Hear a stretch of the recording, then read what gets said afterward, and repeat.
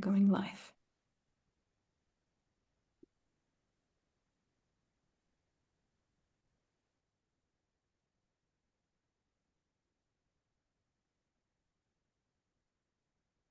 Going live.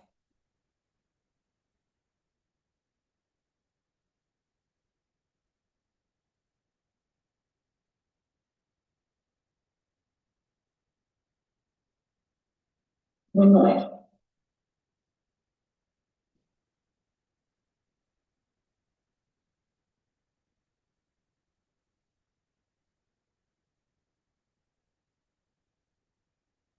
Going live.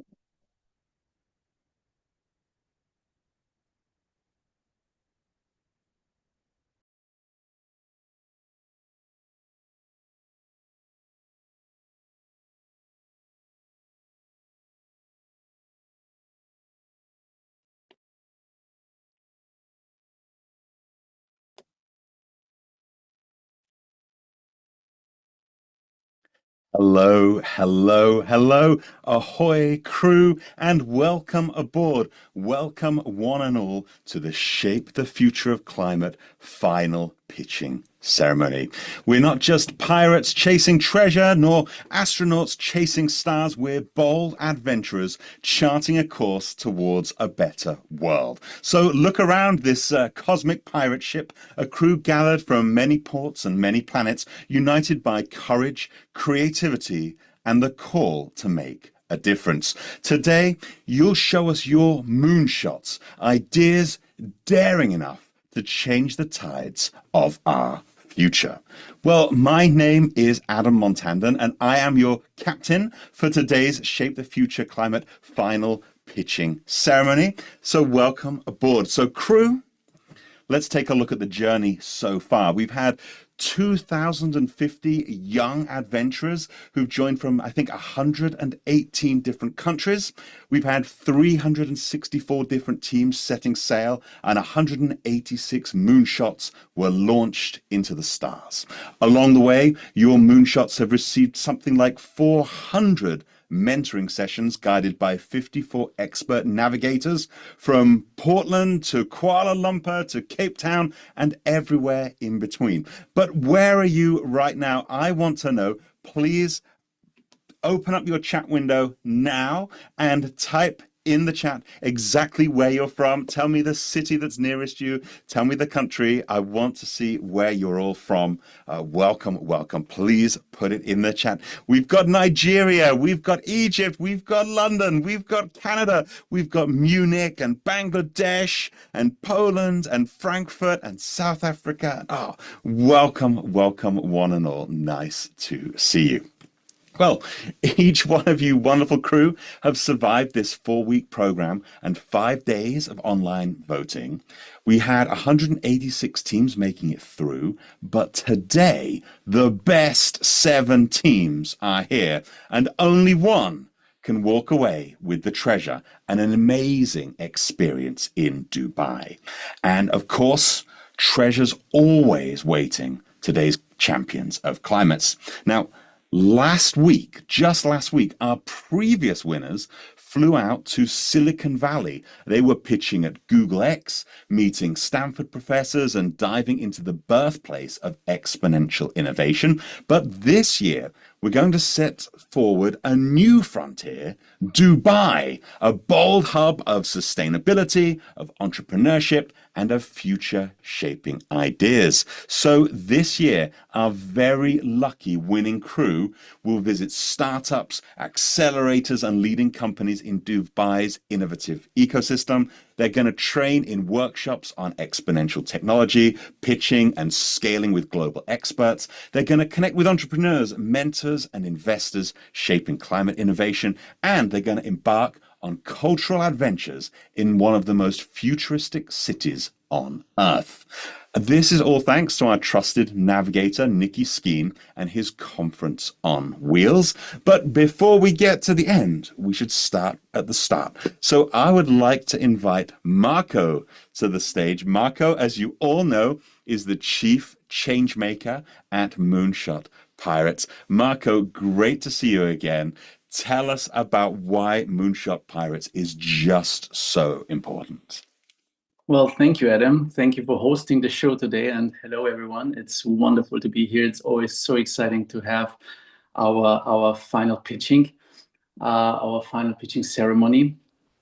To answer your question, why?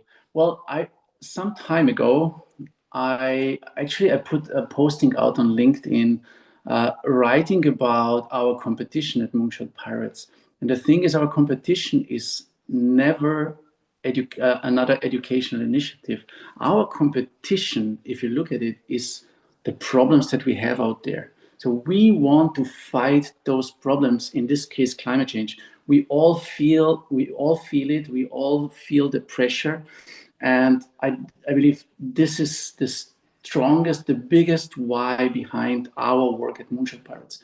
And the other thing is, when we have these problems in this world, at the same time, and I don't want to exaggerate here, but I've seen it now for 6-7 years. I see the brilliance of young people in the whole world. And many times young people don't have the support system, the resources, the funding, the mentors that would help them to succeed with their ideas. I see the ideas of young people, I see the potential, but I see the lack of the support either in school systems or like in their general life. And this is where we want to step in as Moonshot Pirates, helping them to find the right people, find co-founders, find mentors, find the resources, potentially find the funding in the future in order to launch solutions. So I don't look at Moonshot Pirates and at our work that we do as, obviously it's a lot of fun, but it's not just for fun. I see this as a serious endeavor where we look for new ideas, for projects that have the potential to solve the world's biggest problems. Wonderful. And Marco, I know throughout this whole process, we often talk about wow moments and having the wow factor. But would you be kind enough to share with me one of your favorite standout wow moments from this latest batch of fantastic projects? A very good question. So wow, the wow effect is even one of the criteria for our jury today. So we always go for the wow. And it's really not an easy question to answer, to be honest, because such a challenge, or in general working with these brilliant young people, there's a lot of wows. Just today, I've been working with 2 teams on their pitches, and one wow after the other, to be honest. There were a lot of wows, we had the largest number of applications. Over 3,000 young people applied to this challenge. We had the largest number of young people accepted to the program, which was above 2,000. But I also, another wow to mention is the diversity that I see. We had 118 countries represented in this challenge. And you see it even in the teams here today. I think there's just one team that has members in one country. All the other team members are spread across multiple continents, not only countries. But still, I think the biggest wow, and seriously, I get goosebumps just thinking about it, is the sheer quality of the projects. It was really not easy for us to evaluate the projects, to see the development that has been, that happened within only 4 weeks in most of the cases. It's just incredible. So I'm in awe of all these projects and solutions developed. So I would say that was my biggest wow. Wonderful. I'm so excited that I get to see them all for the first time tonight. So I'm really looking forward to it. Thank you so much, Marco, for all the hard work that you put in behind the scenes. And before we set sail on today's final pitches, I think it's time to fire up the rockets, don't you? So why don't you join me in welcoming our keynote speaker for today? It's Stefan Kynes. Stefan is the chief listener at Climber and founder of Crowd for Climate. After 3 decades steering through the seas of finance, he's now charting a new course, making sustainable, regenerative investing open to all. Stefan believes that our story might shift from this endless more to a future of enough. He stands for justice, sustainability, and optimism for the generations to come. So please give a rousing pirate welcome to our keynote speaker, Stefan Kainz. Thank you, Adam. Thank you, Marco. Thank you, everybody, for having me. In preparing for this talk, we were looking for what's the good topic to talk about, and we came up with the title of How to Create Impact. And in order to talk about how to create impact, I have three elements for you. First, I will tell about my story, how I became an impact entrepreneur. The second one, I will give you 4 elements about impact enterprises. And then in the end, I will leave you with one question and one practical tool that can help you on your impact journey. And before I start with it, one word of caution. We are such a diverse team, which is wonderful. And everything I say is from my unique experience, just as you all have your unique experiences. All my experiences from the past, because none of us has experiences from the future. So please take everything I say with a word of caution if this is relevant for your context and if this is relevant for your future.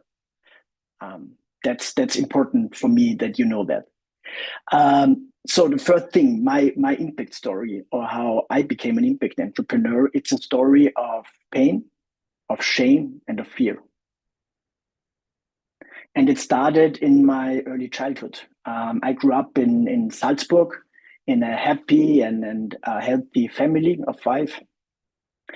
Both my parents had businesses. My father had a supermarket, my mother had a butcher shop.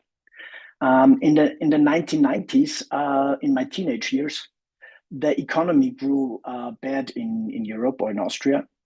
And so my parents lost their businesses.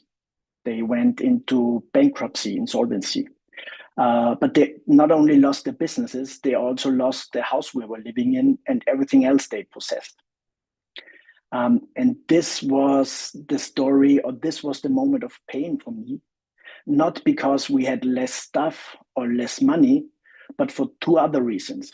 Reason number 1 is how friends and family or society reacted to my parents losing the business. And this was a reaction of pushing away, of not talking anymore. And some families members even said, "You are a shame to the family." And the second thing is that caused me deep pain was the effect this had on my parents. They started believing they are losers. They started becoming isolated. They started losing friends. They're starting to being alone. So from this pain, I had 2 very, very strong resolves. Resolve number 1 was, how can I best help my parents? And resolve number 2 was, I never ever want to get into such a situation. And my answer back then was, okay, I have to study business so I can learn about business so this doesn't happen to me. So I studied business in the 1990s. And the first job I took was one of the jobs that are the most well-paid jobs in my context, which was consulting for other companies. So I started consulting and earned some good money.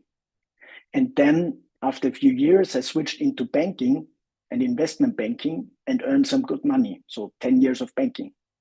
And then I switched to the startup world and spent 7 years in the startup world, earning some good money. And it was all a career made of fear and driven by fear of not having enough and not being enough. So on the outside, I seemed super successful. But on the inside, I felt empty. And this emptiness caused me, on my 50th birthday, which was 3 years ago, caused me to tell myself, if I live till 100, which I hope, I do not want to spend the next 50 years like this. So I decided, I didn't know what I want to do. I just knew I don't want to go on like this. So in order to be able to decide where my journey shall continue, I deeply felt inside myself, I need some time to think about it. I need some time for myself. I need some time in nature. Because I grew up on a farm in Salzburg, and like being in nature was so natural to me as a child, but I lost it in my career. I haven't been close to nature. I haven't been close to other people anymore because I worked so much and so hard. So I went on a solo hike across the Austrian and Italian and Slovenian Alps. It was a 28-day solo hike. And I not only arrived at the Adriatic Sea, I also arrived with myself with the question that life is asking from me. There's this quote from Viktor Frankl, the psychoanalyst, which says, life is asking the questions and we as humans are responsible. So it's our obligation to respond to the question that life asks of us.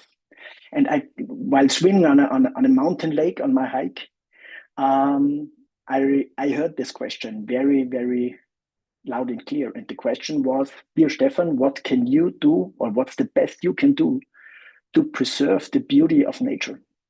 And with nature, I of course include humans. We are part of nature, naturally.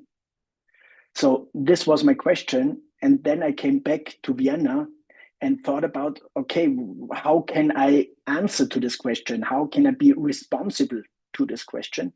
And I quit my old jobs and decided to found a new business, Adam, that you mentioned, which is Crowd for Climate and Climate, which is a social enterprise focused on making regenerative investments available to everybody.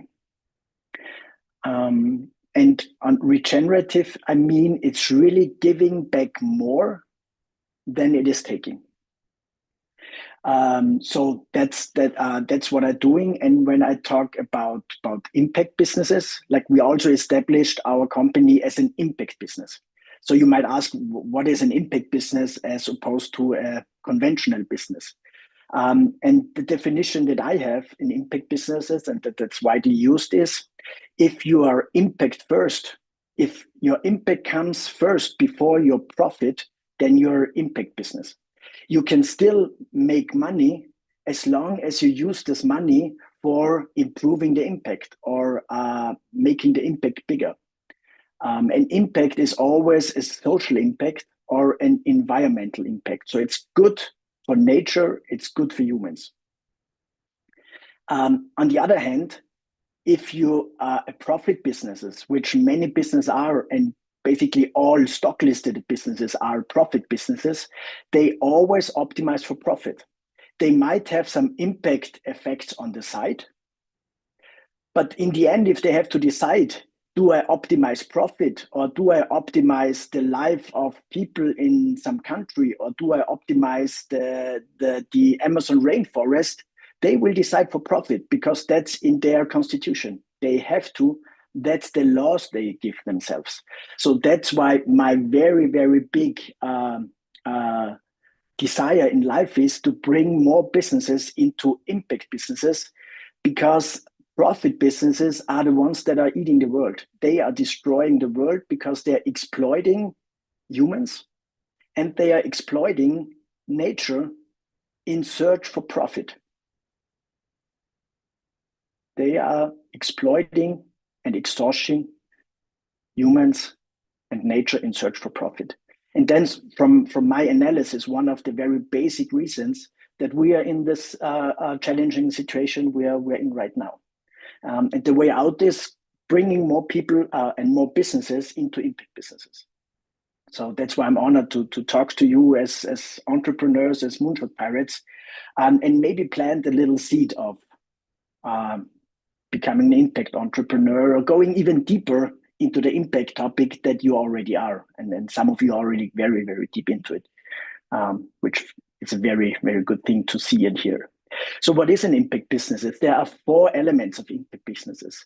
Element number 1 is intentionality. So you need to be very intentional about your impact. Impact is nothing that happens in the end and then you claim you're an impact business. So you need a clear impact model where you model your impact, and you need a theory of change where you describe how you will bring societal change to achieve your goals. Point number 2 is additionality. So the thing you're doing needs to make a difference. So there's no point in replacing some other business that's just offering the same service, because for the people it might not be any different. So there's no additionality. So there needs to be a net positive effect on nature and on humans. Point number 3 is measurement. So just the same as you do financial reporting, you do impact reporting. An impact report is just as important as the financial report for an impact business. And number 4 is governance. So in this world that's mainly dominated by profit orientation, you need to protect your impact orientation from other motives. So you need to make sure that in a few years, when you start working, when you become successful, you don't drift into a profit business, because then you really betray your motives in the first place. So those are the very, very 4 elements of an impact business. And then when we come to the third part of my keynote, there's this one question that I leave you with, and one tool of advice that I can offer you. The one question that I leave you with is, what kind of wealth are you personally optimizing for? Is it inclusive wealth or is it exclusive wealth? And when I talk about exclusive wealth, it's the kind of wealth when you have more, others have less. So when you have it, others don't have it. And that's, for example, financial wealth. If you make more money and make more profit, others have less money and less profit. And that's some kind of exclusive wealth. And that's why it's all a question of how do we distribute exclusive wealth? How can we create a world that leads to a fair distribution of financial wealth, of exclusive wealth? And on the other hand, we have inclusive forms of wealth. One example is time wealth. So how wealthy are you in time? How able are you to determine how you use your time? How much time you have available to visit your parents, your friends, to look for kids, to spend time in nature. The second one is relationship wealth. So how good are your relationships? How good do you know yourself? How good do you know your friends and family? Deeply know. And how's your relationship to nature? The third one is creative wealth. How good are you able to express your talents in the things you do? The fourth element is spiritual wealth. So how good are you connected to your deeper purpose in life? How good do you hear the question that life is asking of you? And number 4 is ecological wealth. How good are you aware of that you are a very valuable and amazing part of the universe? And those 4 are 5 elements or 5 types of wealth.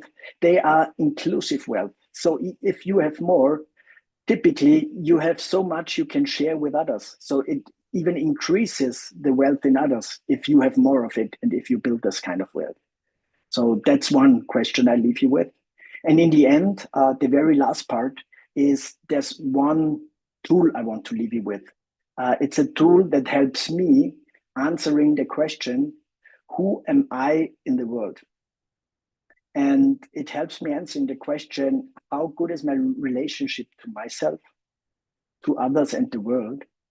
And this tool is a very simple tool that you have typically always available. And the tool is called 1 minute of silence. And it's a very, very easy thing to do. So you just start 1 minute of being silent. and just focusing on your breath. I also call it breathing for yourself. Because if you're breathing for yourself, you're also breathing for others and you're breathing for the world.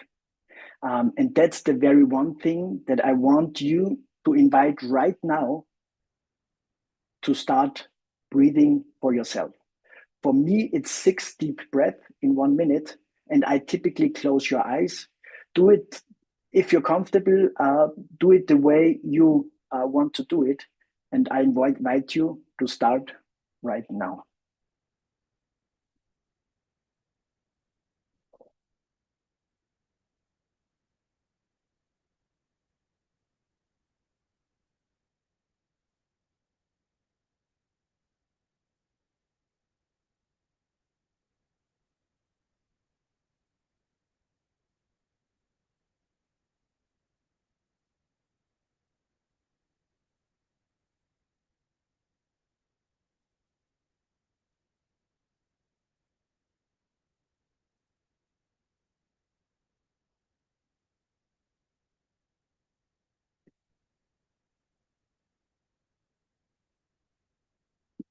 So, dear Moonshot Pirates, thank you for being with me and all the best on your impact journey and answering the question that life is asking of you. Thank you. Well, thank you so much, Stefan, for that inspiring keynote and a deeply personal story. Now, originally, I had some questions that I was going to ask you directly, but I think it's time to turn to everybody in the chat and ask them in your minute of reflection, who am I in the world? So who are you in the world? If something hit you whilst you were listening to Stefan's talk, if there was some interesting reflection, I would love to know who you are in the world. Please don't be afraid to just reach down and type it in the chat. And we want to learn a lot more about you. So yeah, please share with us who you are in the world. But Stefan, I would like to ask you, when we're talking about this difference between going from a sort of exclusive wealth to an inclusive wealth, there needs to be a bit of a change in the personalities of people that we see as successful, because normally we see people being successful in exclusive wealth if they're very competitive or something like that. They're very good at hoarding their resources. But what sort of personality traits might we see in the entrepreneur of the future who might be more about the inclusive wealth? What's their personality going to look like? Well, I think quality number one is compassion. Being able to walk in the shoes of other humans, or walk in the shoes of animals, or walk in the shoes of a tree. To really care for the other being. What to give you an example, like the last time I walked out my door and I have a little cherry tree in my front yard. And cherry, they have a wonderful blossom in spring. And typically I love the tree. I walk by.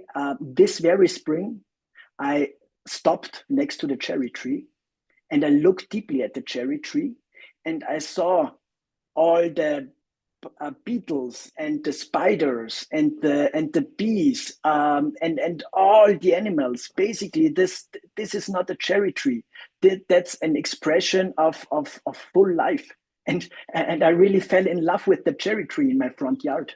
And I think falling in love with nature is one key element that comes out of this compassion. It's just the same as falling in love with other people.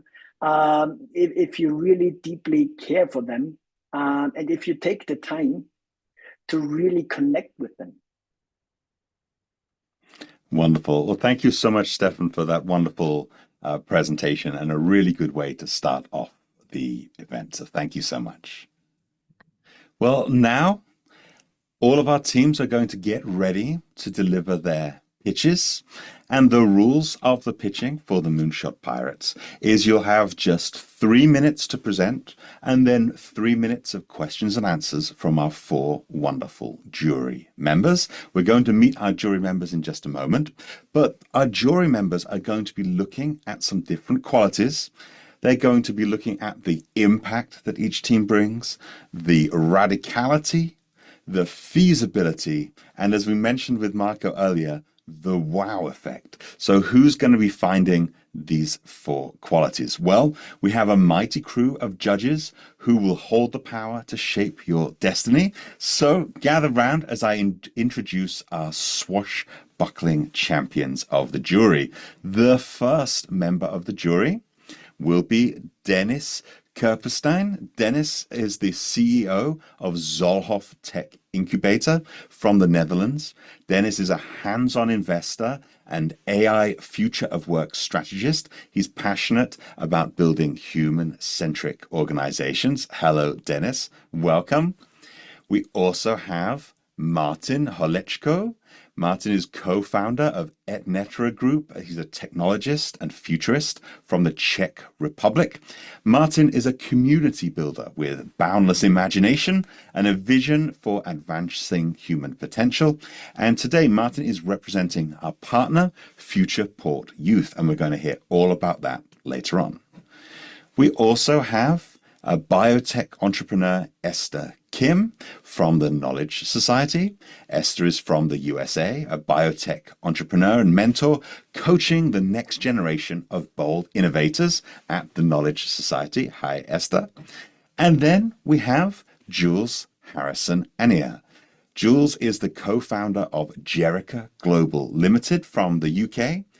She's a global ethics and sustainability leader, empowering change makers through the Jerica Prize, which we're going to hear a lot about a little bit later on. So thank you, wonderful judges, for joining us. But it's fair to say that the path is treacherous, but fear not. Each team will pitch their own ideas and seal their own fate. So we're going to have 3 minutes from our teams and 3 minutes of questions and answers. So I would like to welcome to the stage our very first team of the day, which is team number 1, Flux, autonomous drones for methane detection. So please welcome from Canada and the UK, Anushka and Vidush, the team behind Flux. Hopefully they'll be loading in just a moment.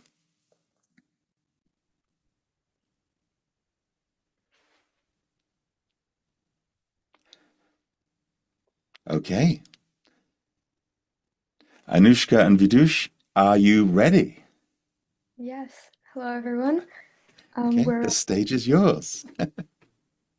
By 2050, most of us will be at risk of inhaling toxic methane. This is because globally there are 29 million abandoned oil wells that are leaking methane every day, about 1 for every person in Texas. This is equivalent to burning 7 billion pounds of coal. Methane is 84 times more potent than carbon dioxide, yet it's invisible to detect and difficult to detect because of its invisibility. Right now, 39% of all oil wells in Canada, my home country, are abandoned, a number that keeps rising and current detection methods can't keep up. Current monitoring depends on slow, manual inspection of remote sites, which misses majority of leaks. Therefore, methane emissions are underestimated by 700%, which puts 9 million Americans directly at risk and causes companies to lose $60 billion every year. That's why we built Flux, an autonomous drone for leak detection. It navigates using an AI model optimized to detect and prioritize high-risk wells based on geography, age, and nearby emissions data. Detected leaks are then uploaded to a database to create the first continuously updated global methane leak map. When a leak is found, the drone can deploy a xeloid clay capsule near the leak site. The capsules contain bacteria to capture and digest the methane, and a single capsule can neutralize up to 50 kilograms of methane in just 30 days. By 2030, we hope to see 5,000 methane-sensing drones to fix 2 million leaks annually, which prevents 18 million tons of methane, about 15% of emissions from oil and gas wells. This is equivalent to 1.5 billion tons of carbon dioxide. Flux slows warming, saves lives, protects crops, and avoids $70 billion in climate damages annually, and making methane leak repair the most impactful near-term climate action. We've already built a prototype circuit board, trained the ML model to approximately 95% accuracy, developed a proof of concept, created the 3D drone model, and secured mentorship to create the capsules. Our 8-month MVP will feature a functional methane sensing drone with integrated ML leak detection and a reporting dashboard built with approximately $1,300 in funding. In 14 months, we will pilot test in Texas and Alberta by partnering with agencies and local authorities. My co-lead Vidushi and I both grew up near these abandoned oil wells and face the health and environmental impacts of them. We are committed to tackling the root cause, which is why we created Flux. Flux makes the unseen seen. Join us in turning this invisible climate threat into one of the biggest opportunities for rapid emissions reduction. Thank you. Thank you, Flux team. I'm sure we will have plenty of questions from the jury. So let's start with Martin. Martin, do you have a question for this team? Yes, thank you. I was very impressed when I was reading your pitch deck and everything. And I want to ask about this 29 million abandoned wells, because from my sources, what I could find was much smaller, the number of abandoned wells. So I wanted to know what's your source or your estimate for that number. Yeah, so we used government sources from around the world and we counted oil and gas wells, so not just oil wells, which have been abandoned, And but also not just in use. And it's not just in the US, it's internationally. We saw this in a Reuters report where it stated 29 million abandoned oil and gas wells, and it's in a couple news sources. We can paste that in the chat if you want to read more about the report, but that's where we got our information from. Okay, thanks. And Jules, do you have a question for this team?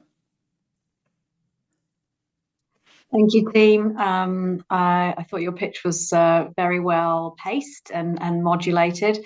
I wanted to understand, what would you say is the rationale for why we might choose this idea versus another idea that might be more focused on new things? So this is kind of fixing something that's already there, but what do you think should sway us to choose your idea for fixing something that's already broken rather than focusing on something that's more of a kind of regenerative approach? Well, we want to prevent doing even more damage to the environment, and the problem that we're focusing on is actually damaging it every single day that isn't being addressed.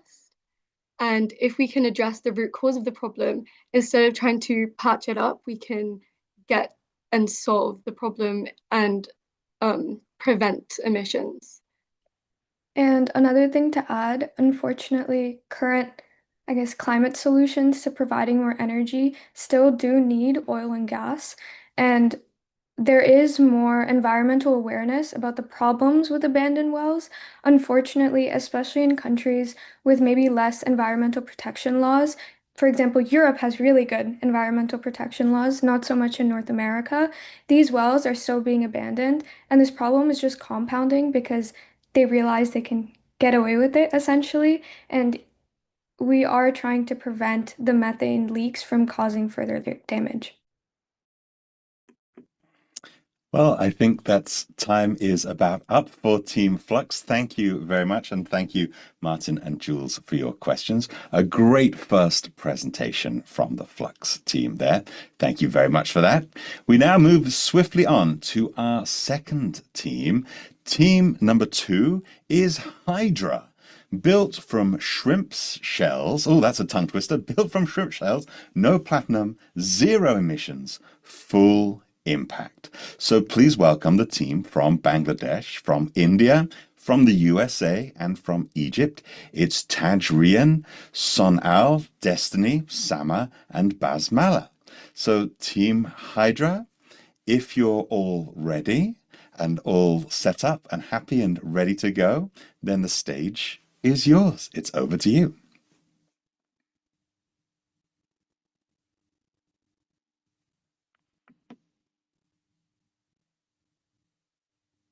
Yeah, can you see my screen? What can we see? Can you see my screen? Yep, we can see it says audience window. Okay. Okay. Judge, please open your eyes and hear me with your hearts. The energy crisis is all around us. In the air we breathe, the pollution we see, and the inequality we live. Our world runs on electricity. Basmala, Yeah. can I stop? We don't see your presentation. You're We not see seeing? it's the wrong window that you're showing. Okay, I'm sorry. Just 1 minute. Don't worry, it's all good. That's okay. These things happen. Sorry.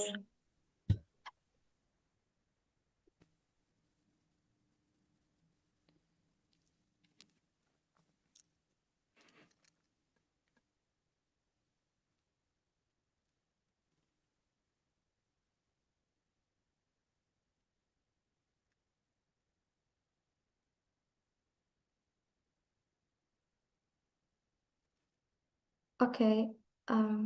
Right now, Basmala, it says audience window. Like, I don't know.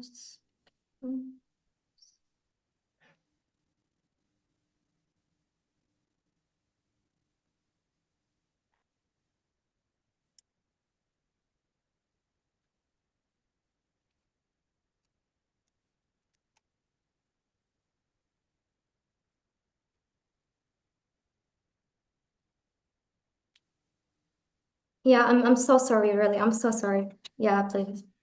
It's okay. Okay. Oh, now it looks like it works. We can see a nice big picture of a tree. Is that right? Yeah. I'm Okay, sorry. that's wonderful. Well done. Well, take a big, deep breath. It looks like it's all working. So yeah, please welcome team from Hydra. The stage is yours. Judges, please open your eyes and hear me with your hearts. The energy crisis is all around us. In the air we breathe, the pollution we see, and the inequality we live. Our world runs on electricity, powering AI, factories, food, and hospital. Yet, over 60% still comes from fossil fuels, driving 53% of global carbon dioxide emissions and killing more than 8 million people every year. Cars alone add billions of tons of carbon dioxide, shocking cities with toxic air. And it doesn't stop there. Even shrimp shells, often wasted, release 6 million tons of methane annually, a gas 80 times more harmful than carbon dioxide. But the solution might not be buried in the earth. It could be on our plates, maybe shrimp shells. But let me tell you, if we don't act, by 2050, we lose 18% of the global economy, which means 38 trillion USD every year. And while the wealthy can afford clean energy, the poor are left breathing toxic air. So we need a clean alternative. And that can be hydrogen fuel cells, generating electricity with only water as byproducts and reducing life cycle emissions by 90%. But what is the problem? The problem? They depend on platinum and naphthalene, which is not only costly but toxic and out of reach for most of the world. And that's why we built Hydra, the first affordable hydrogen fuel cell using shrimp shell membranes and earth-abundant catalysts. By converting shrimp shells into hybrid kerosene membrane, integrating 3D printed plates, and replacing platinum with earth-abundant catalysts like nickel and manganese. Our prototype cost only $40 to build, making Hydra a biodegradable, affordable alternative to today's $600 systems. Even our larger unit costs just $250, well below market price by 2.5 times, reaching 1 volt with 80% efficiency. Hydra turns seafood waste into clean energy. Small cells power school, labs, while larger ones can scale to homes, vehicles, and industries. We have already gained support from Georgia Tech, engineers, and global consultants, and the mayor of Douglasville. Educators like Mr. Amgad, who is one from our many potential users who's excited to use Hydra. We plan to launch first in Bangladesh and US, cutting off 166,000 tons of carbon dioxide each year. And this is the same as removing 35,000 cars from the road, while unlocking 2 billion economic opportunity. And let me tell you, just 100 cars switching to Hydra equals planting 80,000 trees. My team and I have worked tirelessly to provide clean, affordable power for over 2 billion people still relying on harmful fuel cell. Hydra is more than energy. It's clean air, fewer emissions, and a fair future from shrimp shows. Join us, because every person, every child, and every future depends on this step towards clean air with Hydra. Thank you. Thank you, Hydra, for your presentation there. Dennis, I'm sure you've got a question, and then I'm going to come to Esther in just a moment. So, Dennis, do you have a question or a comment for this team? Wonderful. Thank you very much, Adam, and thank you to the team for your very impressive pitch. So there's a lot of discussion about hydrogen and efficiency and how hard it actually is to, or how much energy you need to actually get the hydrogen. How do you go about that topic? Because you obviously need a lot of energy to actually create hydrogen.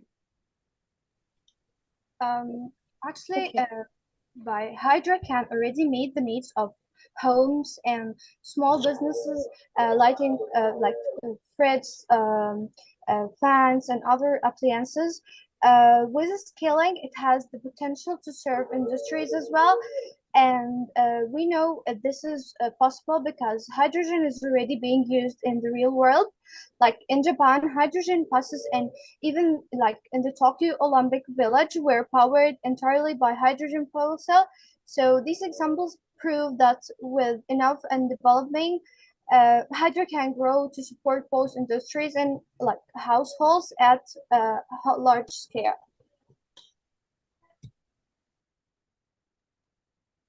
And Esther, do you have a question or comment for this team? Yes, so great solution. When I think about how do we scale one thing to impact billions of people, right? There's always there's always problems or friction areas. So I want to flip the script onto you. Where do you see potentially a problem in scaling up your solution to provide this to the masses? Okay, I think I can answer that. So the one problem that does need validation right now is how much we will be able to achieve the efficiency, which we can mitigate by putting it under load and seeing how long it lasts and how long it can power, and how scalable it is to power homes, cars, industries, and everything else. Great, thank you. And as also a limiting factor might be where you could source the chitanosan outside of shrimp shells. So there's also insects as well as shells. So have different other sources that you can source chitin from. Thank you. Well, thank you very much, Hydra. Your timing is absolutely perfect. So thank you for your presentation. As we say goodbye to you and hello to team number 3, we welcome Espérer, nature's filter for industrial waste. So please say hello to Lysander, Yıldız, Nahom, Tafsir, Shreya, and Kiranjot, our team from Uzbekistan, from Ethiopia, from Bangladesh, Fiji, and India. So hello, team number 3, Espérer. Are you ready, team number 3? Yes. Wonderful. Then if you're all loaded in, oh, perfect, and your screen is being shared nicely. So the stage is yours. There's something scary in this image. No, not my awkward pose, but the pitch black water of the lake behind me. Just like me, over 2 billion people live near polluted water bodies. The reason is simple. From textile mills in South Asia to chemical factories in US, industrial waste is dumped into waters due to low margins of factories and weak regulations. The results? Entire ecosystems collapse. Over 5,000 species are facing extinction. Toxic chemicals poison our food chains and millions die from diseases. These aren't just numbers for us. We are all from regions affected by water pollution, fueling our drive and determination and bringing us together. When we examined existing filtration systems, we found 3 major flaws. They're either too expensive to maintain, too energy hungry to run, or produces toxic sludge. So we asked, why keep fighting pollution with chemicals and machines when we could partner up with nature instead? 3 problems, 1 solution, Espérer. Espérer is a fungi-based filtration technology that uses the mycelium of the fungus to filter out pollutants in industrial waste. Mycelial networks captures the pollutant and then break them down using fungal enzymes, which is how Espérer removes up to 99% of the pollutants. It's built from low-cost, readily available agricultural waste and mushroom spawn. Turning waste into value, Espérer embodies circular economy. Now, let's talk about numbers. Installation costs are on par with mechanical filters and 25% cheaper than chemical ones. But operational expenses are where the real magic is. Espérer is 33 to 40% more cost-effective than mechanical and up to 50% cheaper than chemical filters to operate. Our strong unit economics ensure Espérer isn't dependent on just grants and goodwill, but on a solid B2B revenue model. It's so cost-effective that I built its prototype from just $12 in my bedroom. Also, we've developed a full-scale 3D model to demonstrate its real-world application. And that's not all. Through our communal chapter model, we train local youth to maintain and replace filters, creating jobs and sharing the revenue. For many communities, water bodies aren't just resources.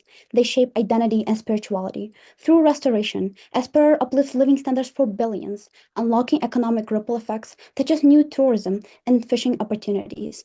As we speak now, wastewater is wiping out millions of fish and aquatic species, fueling the planet's mass extinction. But Espérer can stop this. We believe that the best possible climate action is preventing ecological disasters before happening, instead of merely responding to them. And Espérer achieves this by being a complete end-to-end solution to water pollution. Please join us. Join Espérer in restoring ecosystems and giving people back the right to clean water. Thank you. Wonderful. Thank you very much for that engaging presentation. And I think we'll start with Martin. Martin, do you have a question or a comment for this team? Thank you for a great pitch. I think mycelia is really a wonder environment or wonder, let's say, a resource from the nature that can be used for many things.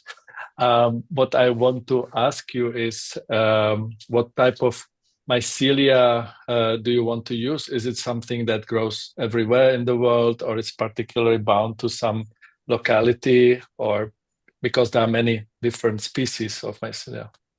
Kiran, you can go ahead. So currently we're planning on using mycelia that can be grown anywhere, so that we ensure that feasibility and that our product can be used anywhere around the globe so that our impact is maximum. Does that answer your question? Yes, and is that specifically oyster mushroom? Yes. Specifically oyster mushroom. Oyster mushroom is a species that can grow anywhere, from America to Asia. So yeah, we have also built our prototype from oyster mushroom. That was my second question. Is any mycelia or any mushroom basically feasible for that the type of cleaning, or you need a specific? Yeah, we need a specific kind of mycelia that can produce the enzymes that do the breaking down processes. Not all of the mycelia produce those enzymes, and some of them may be toxic. So we avoid those. We only use non-toxic mycelia that produce the best enzymes, the best amount of enzymes, the best enzyme that can cover all kind of pollutants. Thank you. And Jules, perhaps, do you have a question for this team or a comment for this team? I would say this team was one of the teams who I mentored during the original challenge. And so rather than a question, I would say what I've seen through the early stages of the challenge to now is that you've worked extremely hard to get an all-rounded idea and have your answers ready. So, you know, really evident to everybody, I think, that you've done a lot of work on this. Thank you so much. Thank you so much. That's great feedback, Jules. Well, I think we have time for one last question. So maybe Dennis or Esther, do you have a burning short question? I would Dennis, have one, but go Esther, ahead. if you... No? How reliant are you on regulators actually doing something in this field? Because currently you're very reliant on companies wanting to make a change because they're probably right now they're just putting all their pollutants into the water. So what is going to stop them from doing that and using your technology other than it being cheaper than current solutions out there? Okay, may I answer this question? So there are several things that would help the companies. For instance, the companies could avoid legal backlash that could have happened if they would pollute instead. And also, our microfiltration technology is so cost efficient that for the companies, it wouldn't be a large of an investment. And at the same time, if a company is struggling to get any investment, they could get easily ESG funds through using our filters and becoming more sustainable so that, yes, as mentioned, they will have access to sustainable grants and the opportunities to investment within Largen. So I think these are the three main areas. Okay, well, thank you so much for team number 3. We're all out of time, but thank you for your questions, judges. Really appreciate it. And as we move swiftly on to our 4th team, which is Lex. Lex, preventing deforestation using smart technology. This is the team from Nigeria. So please welcome Leslie, Blessed, and Bright, the team from Lex. Okay. Lex team, are you ready?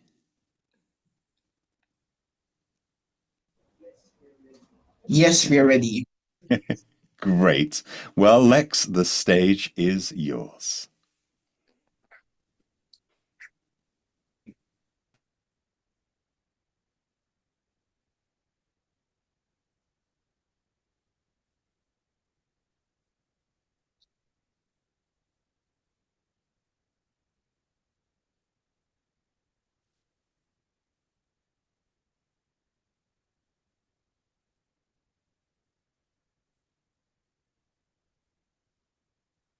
Imagine a village surrounded by lush, thriving vegetation. This vegetation provides clean air, food, and natural resources for their livelihoods. But over the years, illegal logging and deforestation has stripped the land bare. The rivers dry up, and the vegetation, once a source of life, becomes a barren wasteland. This is not just a story, it's the reality of millions of people and ecosystems worldwide. Nigeria is losing over 400,000 hectares of forest every year. This fuels climate change, drives endangered species to extinction, and destroys the livelihoods of millions who depend on forests to survive. Communities are left poorer, soils turn barren, and floods and desertification spread. Current solutions are slow, while our forests disappear before our eyes. And that's why we created Reforest AI. Reforest AI is a hardware device designed to protect forests and the people who depend on them. Using sensors and AI, it detects illegal deforestation and forest fires in real time and sends this data to authorized personnel and forest rangers who can take immediate action. This device is cost-effective, scalable, and easy to deploy, making it practical for widespread use. Our markets include government agencies, environmental NGOs, and conservation organizations as well. Secondary markets could include ecotourism businesses. Reforest AI will be sold as a product with additional revenue streams from subscription-based monitoring services and AI updates as well. Reforest AI addresses 2 critical global challenges: poverty alleviation and environmental protection. Our biggest weakness is the fact that we're doing what has never been done before, which is preventing deforestation in real time. But this is what we live for, restoring nature. This whole thing is more than just technology. It's powered by a team that stands like 3 pillars. Without all 3, the structure simply cannot stand. Partner with us to protect Africa's forests. Thank you so much. Well, thank you for that lovely presentation. I'm sure there's plenty of questions and comments from the judges, but perhaps we can start with Esther and then we'll come to Martin, I think. Esther, do you have a question or a comment for this team? Yes, this is a really great solution. Definitely hits pretty close to home because I live in California. Wildfires are now a thing. So it would be really amazing to have early detection for forest fires as well. My question is, if you were to build this project for the next year, what would you tackle first? And how would you scale it up? Okay, so basically, the primary focus is preventing illegal deforestation in real time. And as we know it, current solutions are mostly manual operations and satellite imagery, which gives the aftermath of the problem. So instead of satellite to show you what is happening before the event happens, it shows you the aftermath, which doesn't solve the problem. So what we're tackling is on the ground detection in real time and then scaling it up. This is really cost effective, and we're seeing how we can make it low power as well and easy to deploy with one device capable of monitoring a large area. So it can be used both in forest and smaller communities as well. Yeah. Awesome, awesome. So building more on the hardware and then the accuracy of the detection on the ground up. Great, thank you. Martin, do you have something for this team as well? Yes, sure. I understand the device and how it would work. I think what can be really challenging is, how you get it out there into the forest, given, of course, the large spaces that the forests are occupying. And second, also, I think these people who are, cutting the forest down, they're probably not very friendly to see such solutions being deployed. So have you thought about, how to actually get it out there, not just come up with a great solution, which is then hard to use in practice?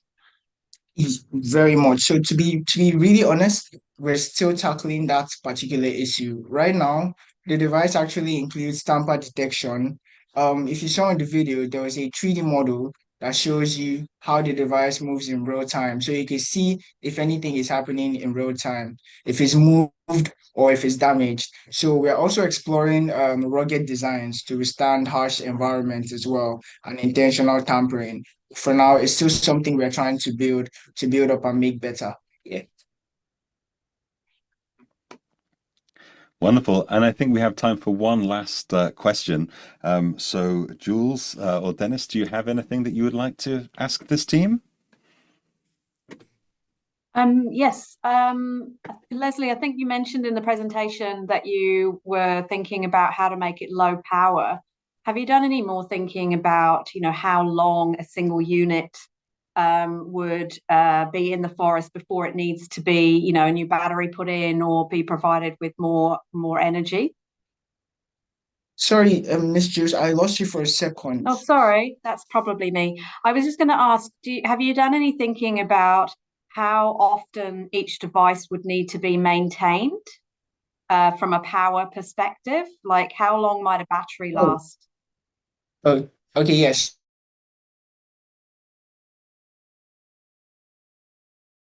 The problem is that the canopies in the forest could as well just block sunlight from directly reaching the solar panel. And to be really honest, we're still researching on how to make that better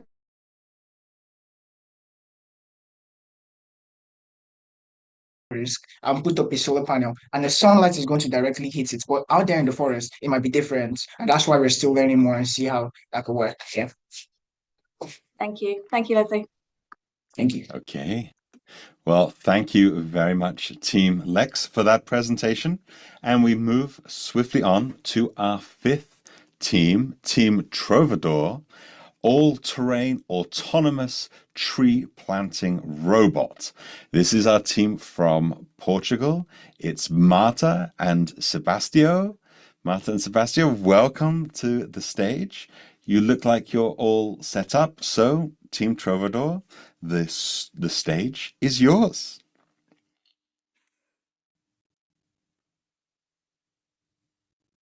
Hi, I'm Sebastian and I'm here with Marta. Wait, sorry, my camera. Do you mind if I restart? Yep, that's okay. You go for it. Okay. All right. So, hi everyone. I'm Sebastião, and I'm here with Marta. We grew up playing in the woods close to our homes in Portugal. But in just a few summers, we watched them go from green to gray and stay that way. In fact, this is me just weeks ago, and the same place days later.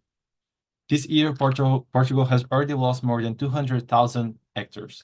That's over 2% of our forests, while only 0.2% gets restored every 5 years. And when we asked reforestation groups why no one was restoring many of these areas, one told us, imagine yourself on the top of that mountain, carrying 100 kilos of trees, just praying you don't fall. We soon realized the problem. Over 60% of Portugal's forests are on steep terrain, making reforestation nearly impossible with today's methods. Manual labor is slow, unsafe, and expensive. Tractors only work on flat ground and compact the soil, and drones can fly anywhere, but at a heavy cost. Survival rates as low as 1 to 5%.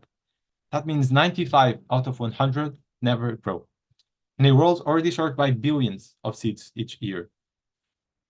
Meanwhile, the UN says we must restore 1 billion hectares, about 1 trillion trees by 2050. We're nowhere near that, and each year lost worsens erosion, biodiversity loss, and the climate crisis.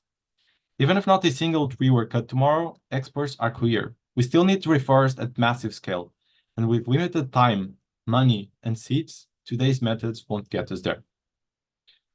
That's why we are building Trovador, an autonomous tree planting robot that climbs slopes up to 45 degrees and plants seedlings with 85% survival.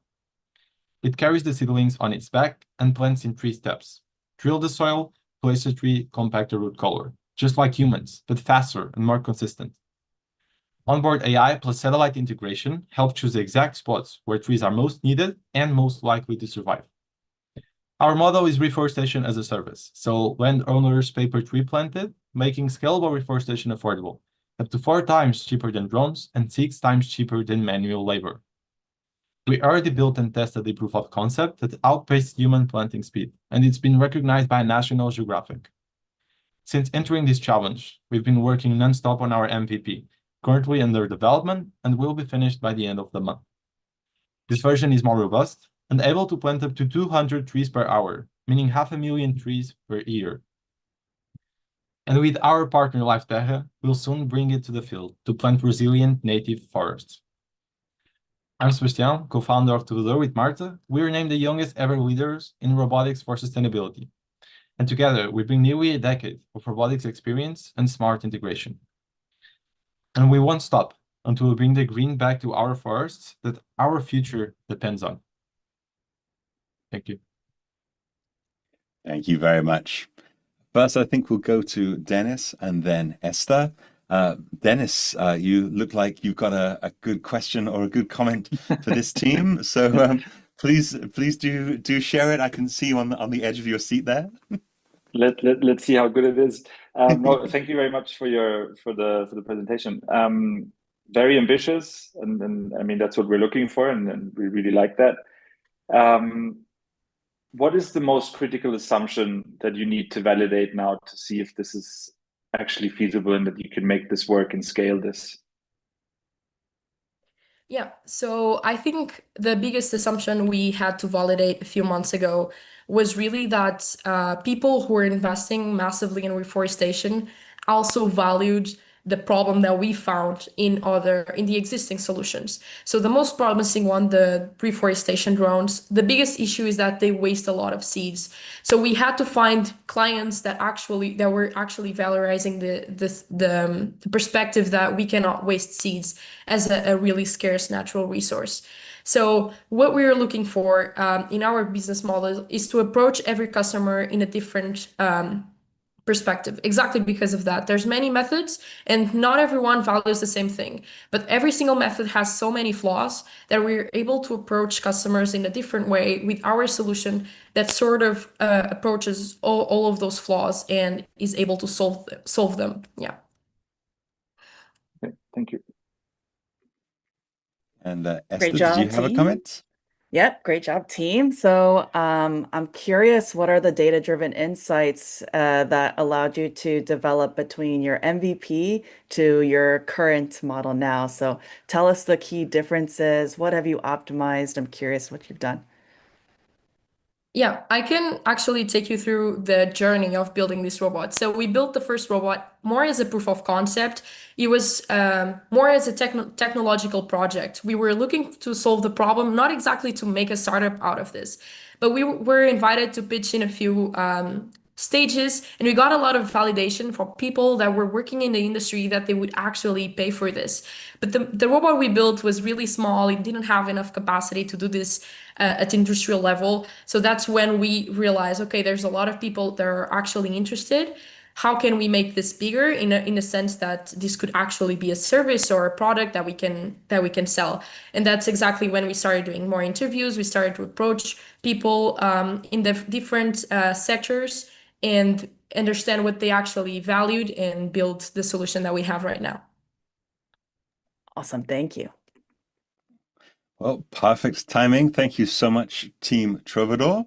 Really nice presentation, but we have to say goodbye, at least for now, because we are going to say hello to team number 6, the Green Force, making sustainable farming easy.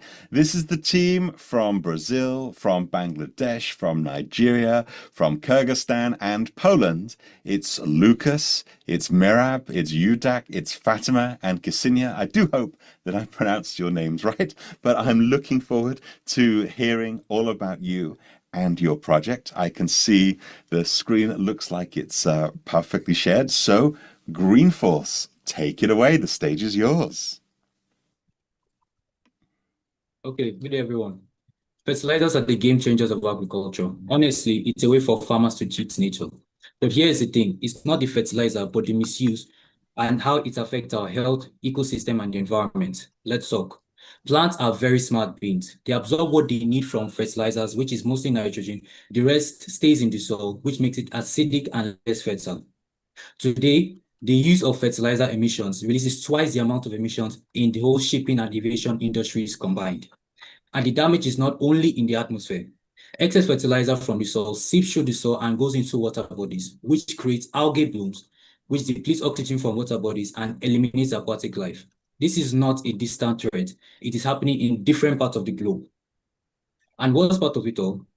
This soil that is helped, the excess fertilizer damaging our system is affecting the soil, which is the very foundation of our food system.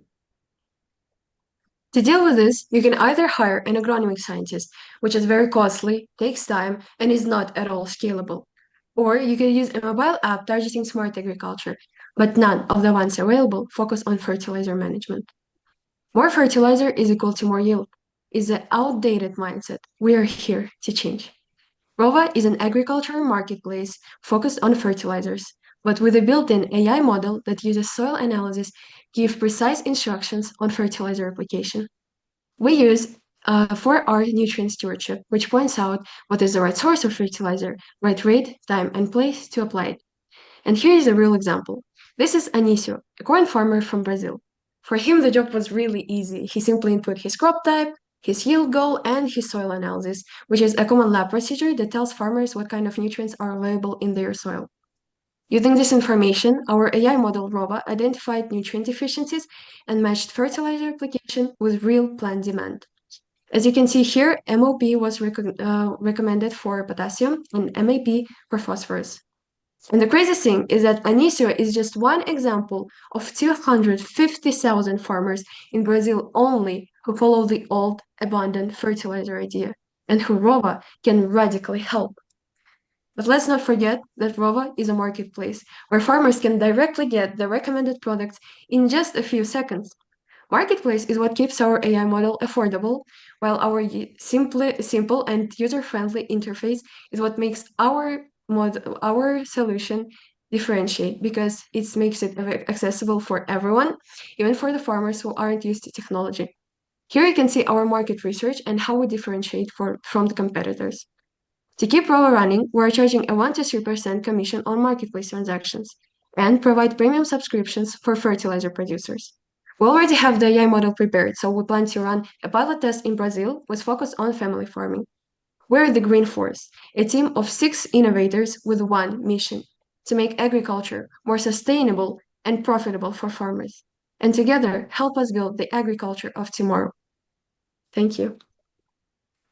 Well, thank you very much. Martin, do you have a question or comment for this team? I would like to know if the farmers actually, I can understand why they would use this solution, but would you still think it's easy for them to use it because they are out there in the field, they have their habits? Why would they change the habit? So I can take this question. So they will use this, they can use this because this will have benefits for them. So you will increase yield because we based our responses on 4Rs, and these 4Rs are a common stewardship and has a lot of research on that. So we know for a fact that using Rover will increase your yield, will reduce the amount of money you spend with fertilizers. So farmers can benefit from more yield, can benefit from higher productivity at the end of the crop, at the end of the yield. Thank you. Yes, and if I could add, in terms of how easy it is to use it, we specifically targeted farmers who aren't used to technology, as I mentioned before, so that there is only 3 things that farmers need to input. Basically, the crop type, which they obviously know. Another thing is their target yield, how many kilograms per hectare do they want, and just a file of their soil analysis. There's not much things to add more, so it's much easier to implement rather than sensors.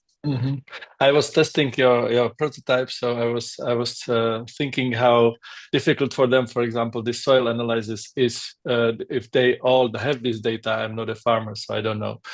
Do they all have this data, or they have to, get a lab to get this data first? Thank you for the question. So they need the soil analysis. This is made on the different lab. They don't have this data. They need to do the procedure. But there's some reasons to believe that this problem, because we depend on the soil analysis, this problem is a manageable one.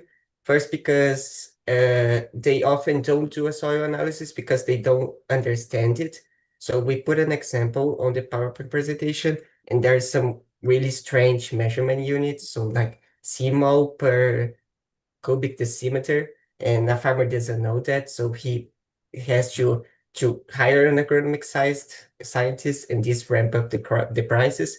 Another reason to believe that this is a manageable problem is the cost of the soil analysis. So today in Brazil, it varies between $10 to $20 soil analysis, and you do it once in a year, maybe twice.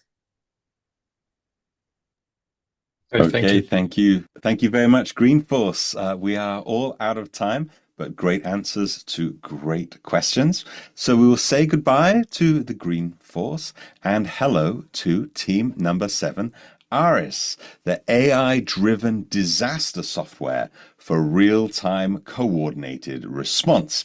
This is the team from Germany, from the USA, from Morocco and Sri Lanka. So please welcome Maxim, Jonas, Corey, Omar, and Karushna. Team Aris, welcome, and the stage is yours. Okay, thank you very much. Then I'll just start.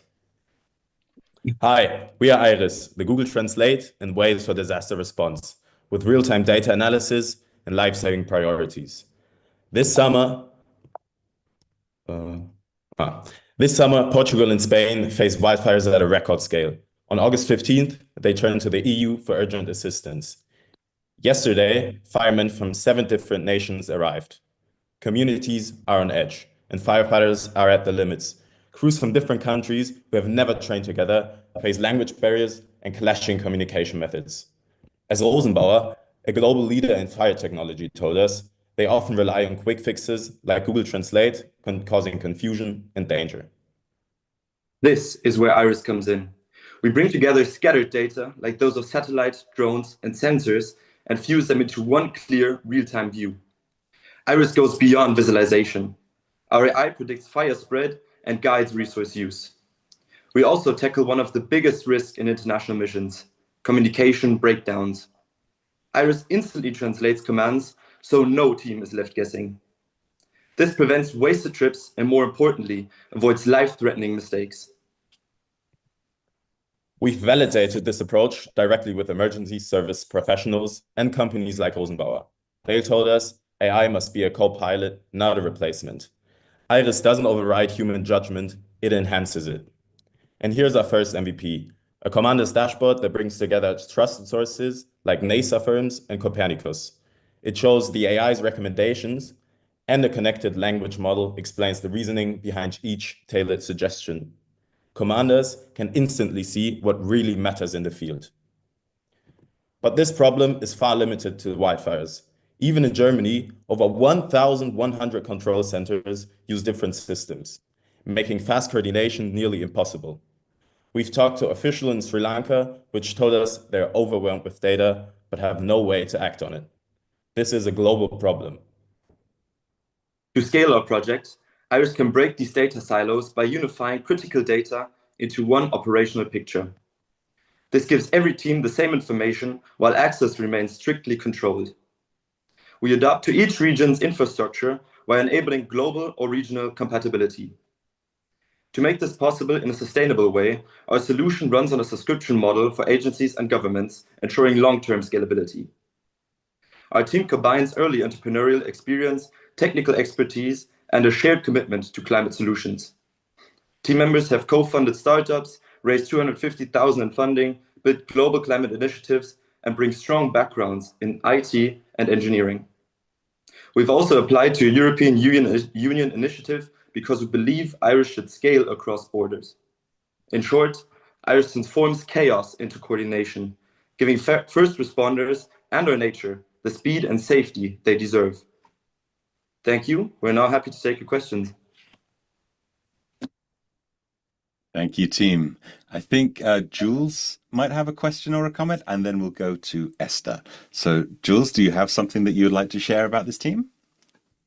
Yes, thank you, team. I think the presentation was really helpful. I wonder if you've had any ideas around applicability of this concept to other forms of climate disaster, because presumably once you have your model and your inputs and your dashboard, it could be applied. I wonder if you've done any thinking about that in terms of other types of disasters that that it could be applicable for. Yeah, for sure. I mean, like you said, we're starting with fire just because it's the one where there generally tends to be more of this like cross-border communication issues, which is sort of like an easy beachhead market for us, right? Because we're able to provide like sort of an immediate value to someone with honestly like a tool that's not necessarily that difficult to build. You just have to make it robust so it never makes mistakes, right? Because of the life or death consequences. But like you said, like, yeah, this will be used for like hurricane responses, for flood responses, anything where you need that sort of like real-time communication and coordination of resources that can like save lives and sort of minimize the extent of the damage. Yeah, it'll be really valuable, I think. So stuff like, earthquake responses, right? So there's a sort of a shorter time window, so it's a little bit less valuable, right, in the response window. But stuff like, massive floods and wildfires are, I think, the two ones that come to mind for us as sort of like our longest, biggest term applications. And sorry, just to jump in again, Adam, have you done any thinking about how the system learns from the actual actions that the response teams take to feed into future responses? Yeah, and for that, do you mean from like incident to incident, so from one fire to a fire that happens the next year, or do you mean like on the fly during one specific event? Either or both. Yeah, so I mean, the way we think about this, like that's going to be one of the biggest sort of value propositions we'll bring long term. But I think the easiest example, honestly, is that we're going to do that before we actually ever deploy it once in the field, right? Like we talk about like fire responses, it's a very seasonal event. There's a fire season, especially in the US, like fire season generally comes from about early July towards like mid-October. And the rest of the year, the lot of what these people are doing is preparing for fire season again. And so during that time, what we're going to be able to do is basically be running simulations with them to get feedback on our earlier versions of our product and like actually test it out using like data from past fires that have happened so they can simulate it, see, get comfortable with the system, develop that sort of trust for it and learn from it while improving our system at the same time based on those sort of historical results. So like not only will we do that with fires like as the system's actually deployed, we're even going to do that, extensively before we even deploy it for the first time ever. Yes, and can I maybe add something to that? In our talks with Rosenbauer, we also learned that every mission is documented and revised in hindsight, so every mistake is revised. So, but for now, I think most of them are, after that, they're not really used anymore, so that would be a great opportunity for a software like ours, so these mistakes don't repeat itself. And that's how we would try to also train our AI application. Yeah, I wanted to double click on that actually. So we have the application layer, we have your machine learning model, and then at the center of it, or like the bottom of it, really is standardized data. And so you also mentioned that standardized data or the data is not standardized and that it's very disparate. So how do you plan to retro years of data that's not very complete all from different countries to centralize it or to get it up to standard? I'm curious.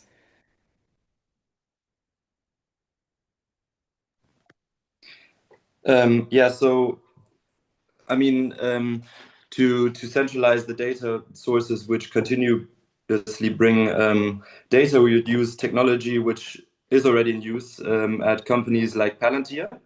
We would have like a connector platform as a sort of middleman, which normalizes these different data streams, and then exactly we would have like a sort of ontology which serves like as a dictionary that translates these data sources into one language which is then understandable for our AI. Yeah, I mean, Perfect. in the Thank same you. time, like these response organizations today have sort of built ad hoc systems for doing this already, right? They have to use these data sources now, and they're having like humans generally manually go through it and sort through all of it. And so we're going to be able to sort of tap into the integrations of the actual data sources that they've actually built, and then sort of feed that in with each individual customer, but it'll make it a little bit lower lift in general for us. Awesome. Okay, Thank you. thank you very much, team. We are definitely out of time, but thank you for your contribution and great answers. So now, I suppose it's time to say goodbye to the jury as they now leave and make their deliberation. And now it's the time where I get to have, a bit of fun. I get to put my host badge on and talk to all sorts of interesting people. Now that all of these wonderful teams are coming back into the room, we've seen 7 fantastic projects today from 7 diverse teams from all over the world. But what's really nice is it's not just about the teams. There's all sorts of fantastic people who are here to share their wisdom. And there are 2 people that I'm very excited to bring to the stage. So let's welcome, I think we've got Randy and we've got Kat. Randy and Kat, welcome, welcome, welcome. Randy and Kat have been mentors, and I would love to see you up here on the stage and learn just a little bit more about you and about the process that you've been going through and all of the juicy behind the scenes gossip that's been going on. So Kat, I can see you nice and clear, and Randy, nice to see you too. For those of us that don't know you, maybe we could start with you, Kat. Could you give us a little bit of an introduction about you and who you are and also what you've been doing behind the scenes?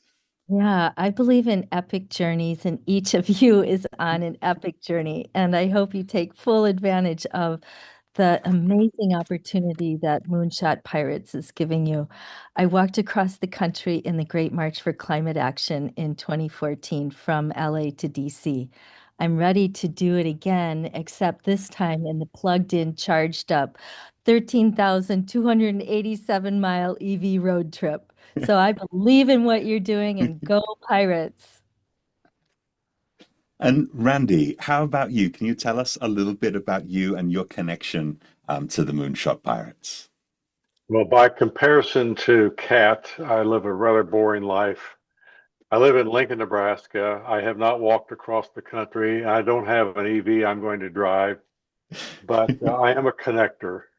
And I joined Moonshot Pirates several years ago at Kat's encouragement.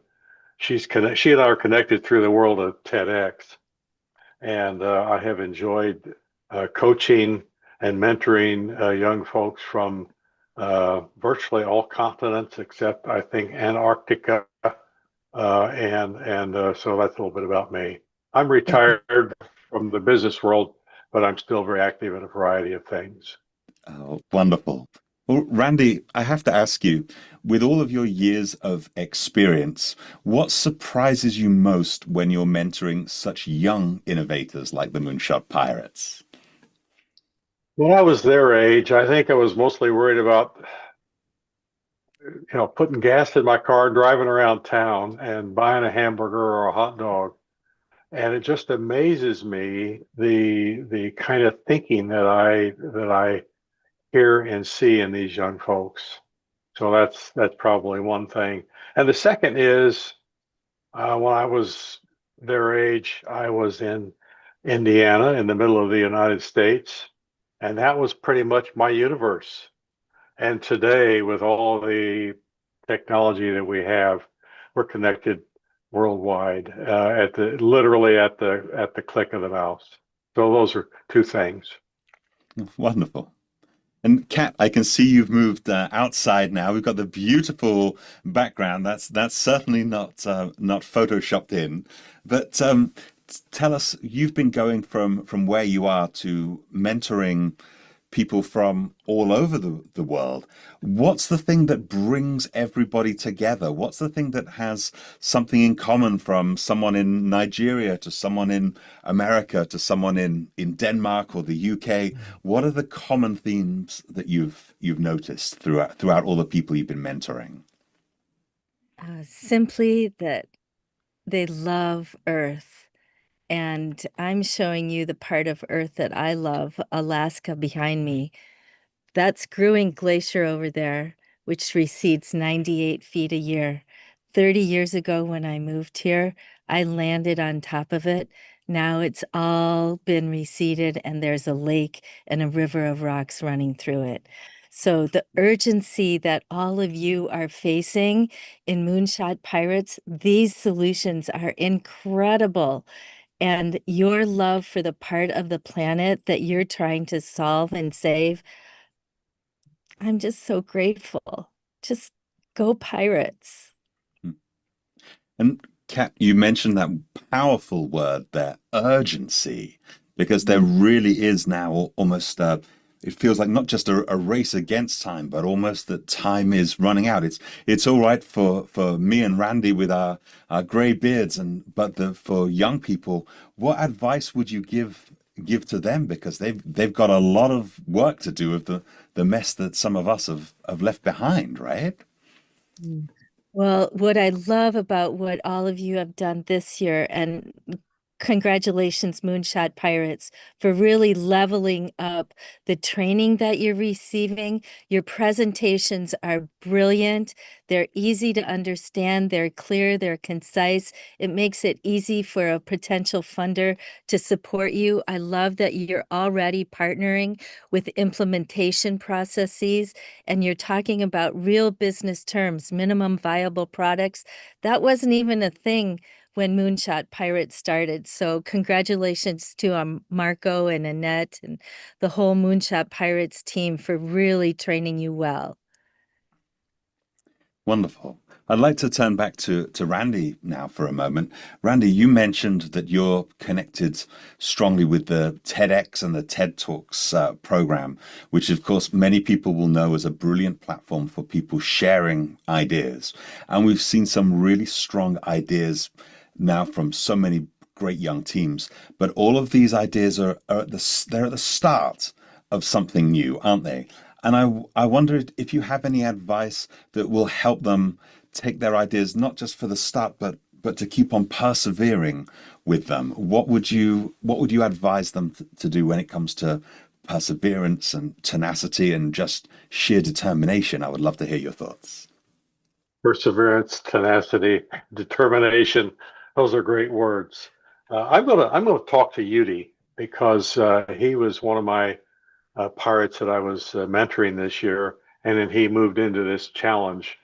And he's a young man from Nigeria, and he shared the idea with the mentees that I was working with this year of what Green Force has come up with. And I told him that I'm in Lincoln, Nebraska, which is home to the University of Nebraska, which is one of the major agricultural research universities in the United States. And I told him I had heard of people at the University of Nebraska doing the very thing that they are doing. And I guess it all, to me, boils back to connections. I've already told people on the faculty there about this team and what they're doing. And I'm doing connecting, and just Yudi reaches out, makes connections. One of my other pirates this year is from Pakistan, and I can't believe how he's connected to people all over the world. And to me, that's one of the secrets: is just look for people that have an interest in your idea, and then tell them about it. Definitely. Yeah. I was wondering if I could turn to you now and ask you about challenges that you think that these young pirates will face, because it's not always easy getting your ideas out there. There's going to be all sorts of resistance, all sorts of challenges. What do you have to say about overcoming challenges and doing difficult things? Because I know you're very good at doing difficult things. Is there something that you could share with that? Yeah, I appreciate the moment of breathing that we did earlier. Whenever you find that challenge, if you can get your feet as close to the ground as possible and bring up Earth's energy so that you can source your personal authority. Guys, your gut feelings will guide you, and gals, you know what it is to bring life into the planet. Your body is built to regenerate. So bring that energy up and just presence yourself. Be real, be raw, be present, and whatever challenge you face, and you'll face many, and this is just the first of a lifetime of challenges, because clearly you're up to stepping up into existential threats. And given that we have already exceeded 6 of 9 planetary boundaries, there will be much for you to do. Definitely. I'll add to that. A challenge is actually a learning and a growing opportunity. So don't look at a challenge as, oh, I have to stop and turn and go somewhere else. But look at it at what can I learn from this challenge, and what or the failure, if you want to use a strong word like that, and then grow as a result and move on. Well, Randy, you'll be pleased to know I can see lots of love for you in the chat, especially from the Green Force team. They're going crazy for you. And obviously, you've been a big impact and a big help to them. But of course, we're web streaming not just for the young Moonshot pirates, but there are plenty of people out there who might be considering being a mentors or joining the mentorship program. So I'd like to ask you first, Randy, and then Kat, on a personal level, what do you get out of this this mentorship? What's in it for you, and what would you say to encourage another generation of mentors to help and join in next year? Randy. I'll grab that word encourage, because each and every time that I connect with my pirates, every other week or whenever it is, I am encouraged, because my generation has made a mess, and where most of us are too old to really go back and fix it. But I'm encouraged when I meet young people like Yudi and Nadine from Egypt and Kira from Belarus, and on the list goes. I'm encouraged, and literally every time I turn off the Zoom session, I just sit back and breathe a sigh of relief and excitement. For me, it's using all of these new tools that are available to you that bring us hope that the rate of change, the scale and speed at which you are employing solutions might actually be part of us surviving, really, the survival of our species. Not to put a heavy burden on you, but to say that the universe is conspiring for you to bring out your greatness. Sheroes, humanity is waiting for you. And guys, heroes, I'm so inspired. Robotics, AI, all of the solutions that you're employing, it's very, very exciting and creates hope among us who have spent our life trying to bring people's attention to living life lighter on the planet. You're actually doing it. Thank you. Well, that sounds like a wonderful closing comment. Thank you very much, Kat, and thank you very much, Randy, for joining. And thank you so much for agreeing to mentor such brilliant young talents. It's wonderful, isn't it? Because we've heard so much about technology, but really it's all down to humanity. It's all down to the people who are behind it. I can see so much love in the chat and all over the screens for Kat and Randy. Thank you both very much for that. But there's somebody else that I would like to talk to. It's Annie. Annie, where are you? Annie, Annie was one of the fantastic pirate winners from the team last year. Annie, tell us everything. How's it been? How's your year since I last saw you right here at the final pitching ceremony? Well, I just landed back home in Greece after a wonderful 1-week trip in San Francisco with the Pirates, so it couldn't be better. So and tell us, really the last. Sorry, my connection is not as good here, so let me know if you can hear me all right. oh yeah, it's coming through fine. There was just a little break in there. But tell us what it was. Tell us about your project that got you to win last year, so that we can give the rest of the team something to inspire them. Absolutely. So first of all, I was working with a very international team who I had the chance to meet some of my teammates in person for the first time during our trip. So that was amazing. And our project was all about tackling the decline of bees. So we all know that bees are dying. We all know that we don't want bees to die. But we started thinking, why aren't there more solutions about that? And when looking into what exists out there and where the root causes of the problem lie, we found out that certain flowers have their scent weakened because of climate change. There are some solutions that existed out there that were either too small for large-scale farming or too labor-intensive.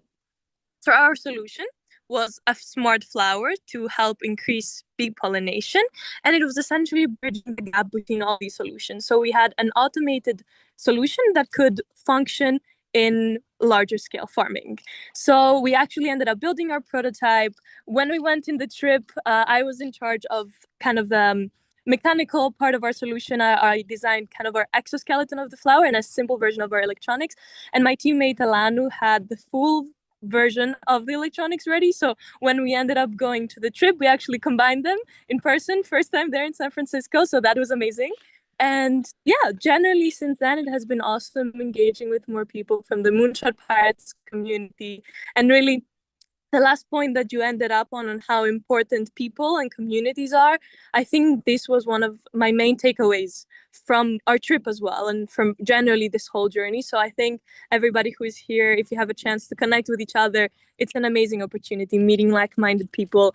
It's really, nothing beats that feeling. And now I know you just got back from Silicon Valley, and I know you will have spent a lot of time with the wonderful Nikki Skeen. And Nikki is a great supporter of the Moonshot Pirates for a number of years. He's really one of the most connected guys on the planet. And I know that you've been sort of his guests on his mad tour of conference on wheels, they almost describe it as. Tell me about a little bit about Nicky, and tell me about all of the places that he took you to in Silicon Valley, and tell me the whole thing. I want to know. I wish I was there.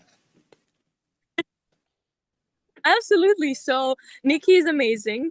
He also helped us do some pitching of our ideas. So we refined the way that we present ourselves, we present our idea. He introduced us to different innovation concepts. So that was amazing. He was with us every day throughout the trip. We had morning sessions, and then we had around 4 to 5 meetings every day with amazing individuals. Nicky did an awesome job selecting people that aligned amazingly to all of our interests.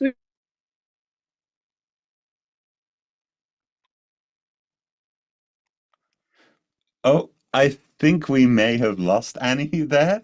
Maybe her connection's not quite as good in Greece as we hoped. Maybe she'll come back in just a moment. But if not, thank you so much, Annie, for your contribution. I'm sure what Annie was going to say was that she had an amazing time in Silicon Valley. And I know that they met so many fantastic people from huge companies to do all sorts of wonderful things. And the nice thing about this is the winners of today's competition will be going with Nicky not to Silicon Valley, but out to Dubai, one of the most cutting edge, innovative places on the planet, a place that's known for its oil, but is changing radically, investing lots of money into all sorts of climate-friendly possibilities. And so I know that the winners are just going to have not just a fantastic time, but they're going to have fantastic opportunities, fantastic meetings, and a once-in-a-lifetime experience. So it's really, really special. Now, I know that the jury are back, so hopefully they've just been finishing their deliberations. But before we hear from the jury, there's something else for the lovely pirates to take away. There's a wonderful new program called Launchpad. And to learn all about Launchpad, I would like to hear from Aneta, who is, of course, the chief buzz creator, and T, who is the master of connections from Moonshot Pirates. So please, let's see you on screen. Hopefully you're there. I think I saw your names come out the side. T and Aneta, how's it going? It's going really well. Thank you so much, Adam, and really big congratulations to all the teams. I was just, listening the pitches and trying to do all the text in the background, but I am each and every year more blown away by the quality that you put into your ideas. It's absolutely incredible, and you should be so proud of yourself. And yes, there are 2 opportunities, and we really hope that the challenge is just the beginning of your journey as a change maker and innovator, because it would be so sad, if those ideas stop here. I'm sure that some of you will continue working on those ideas, or some of you might pivot to something else, and that's completely okay. But if you do want to take those ideas further, we have a program upcoming, which is called the Launchpad, which is kind of like a 10-week accelerator that you can join to really go out there and test your ideas with 10 weeks of really crazy work. I mean, you had now 4 weeks to get started, but here we will really start building prototypes and start testing them with real users.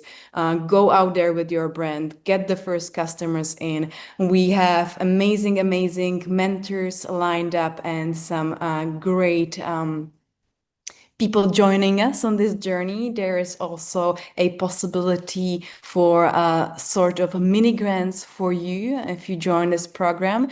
So we will be opening the applications sometime in September, but you can already join the waitlist on our website. We would be really, really happy if you continue working on your ideas. And as Annie said, the network is everything, and we will be supporting you no matter what you decide, whether it is working on your idea that you're currently working on or something else. we will be here for you if you want to create impact in this world. And, just looking at Annie, and I'm not sure if she is still here, but yes, she has joined with Floria, but through us, I think she had 2 TEDx talks already. We talked about TEDx, we send people to different conferences around the world if we see the fit. So you just need to reach out. What do you need from us? We will be here. And we also have a second, I don't really want to call it a program, but more of how you can give back to the community, because one thing is we are here to help you, hopefully, with what you are doing, but you have so much knowledge and, things that you can give. So it's all about growth, but also contribution. So maybe T can share a little bit more about the next thing that we have for you. Yes. So I've been working on the chapters, and the chapters are for all the pirates that are inspired to make a real change in their community. And we're hoping that all the chapters around the world can collectively make an impact globally. And the chapters are designed to help you as a pirate get your passion, your idea. Maybe you're passionate about education, or you're passionate about climate change. Any purpose or passion that you have, you want to become a captain of a chapter for Moonshot Pirates, you can definitely apply on our website and on Discord channels to become a captain. And the captain's role is to lead a team of fellow pirates and also lead your community of young change makers in your area, your city, to gain traction with collaborating together and sharing your ideas, connecting with what makes us all common, or our passions. And I designed the chapters to connect us with what's good in the world, because that is fundamentally what Moonshot Pirates is about, is spreading goodness and making change in the smallest way. So sometimes, even if you're just maybe passionate about being a leader and you just want to do something good, I encourage you to join, start a chapter, become a captain. We give you the resources, help you with some leadership skills if you'd like, help you with resources on how to start an event. Maybe you want to plan an event in your city or get some pirates together. We will help you set those up. And it's a journey. The chapters, we want to spread, show the world that there are young people like you out there that's doing active things in your community to make a change. So don't be scared. If you have any questions, reach out to me, and go to our website for more information. It sounds absolutely wonderful, and I can't think of any other better opportunity to become a pirate captain than on this program. So I think it's really fantastic. Wonderful. Well, thank you, both of you. And I need to say a huge thank you, not just to you, but to all of the crew behind the scenes for making this possible, all of the wonderful mentors, and of course, the partners that have been helping make this happen. So now I think it's time to give a little shout out to our partners. Of course, the first partner to mention is Future Port Youth, joining as a partner this year. We're going to hear all about those in just a minute. All of this year's projects can actually be entered into the Future Port Youth Award, and up to 3 standout teams, if they're lucky, will be invited to pitch in Prague in November, and the teams will have a chance to win an amazing prize of 2,500 euros. So thanks to Future Port Youth for that opportunity. But also, one of the brilliant partners we have is Jerica Global Limited, supporting this year's Shape the Future of Climate Challenge. So thanks to Jules, our mentor and judge, Jerica will select up to 5 teams, not only finalists, but 5 teams from the whole Moonshot Pirates world, based on 5 different principles: inclusion, regeneration, ethics, partnership, and respectful engagement. Whew, I got all 5. And each selected team will receive $1,000 of seed funding and a secured place in the Moonshot Pirates Launchpad Accelerator, mentoring, and of course, access to the Jerica network. So that's a really special treat from Jerica. Also, we want to send a heartfelt thanks to Four Voices and Gabriela Opaz for guiding us in the art of public speaking and preparing all of the finalists for today's event. You did a really great job. And of course, to Conference on Wheels with Nikki Skeen, who's not just been offering mentorship, but also this amazing opportunity for this once-in-a-lifetime adventure for our winners in Dubai. And of course, we have the Alcia Foundation supporting this year's challenge, helping us expand the initiative so we can reach even more young people in the world. So big thank you, big hurrah to all of the partners, all of the mentors, all of the crew, and everybody aboard this crazy pirate ship. We couldn't ask for more. But now what I would like to ask is for Jules to return. I know that Jules has been busy thrashing it out with the other jury members. Jules, can you tell us a little bit about, you've been mentoring the pirates for a second time. How did you like it the second time around? What was it that brings you back for more? Oh, thank you, Adam. I mean, I remember when I was pirate age, which seems a long time ago, and what I had to worry about at those days were bad fashion and great music. And I think for pirates these days, they have to worry about the fate of the world, what's happening with nature, what's happening with big business, and injustice. And so the reason I come back is I am addicted to the enthusiasm and the passion and the no holds barred approach that the pirates bring. They feel the weight of all of those problems and those challenges, and they're doing something about it. And that's really inspiring. Great. And can you tell us a bit more about the Jerica Prize? Because it's so exciting.